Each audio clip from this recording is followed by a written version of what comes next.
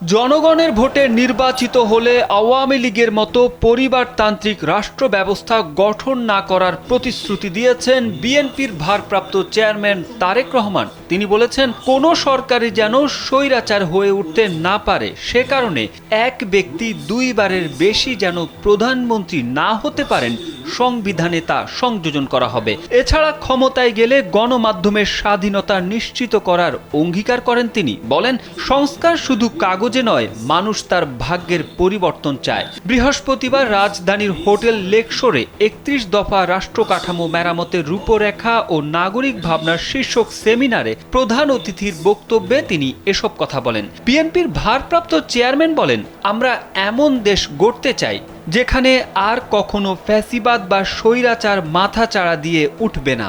আগামীতে আর কোনো ব্যক্তি, এমনকি প্রধানমন্ত্রীও স্বৈরাচার হয়ে উঠতে পারবে না। ক্ষমতার পরিবর্তন মানে এক দল থেকে অন্য দলের কাছে ক্ষমতা হস্তান্তর নয়। তাই প্রধানমন্ত্রীর সমালোচনার জন্যও যেন কাউকে হেনস্থা করা না হয়, সে বিষয়ে নিশ্চয়তা দেওয়া হবে। গণমাধ্যমের পূর্ণ স্বাধীনতা রক্ষার নিশ্চয়তা দেওয়া হবে।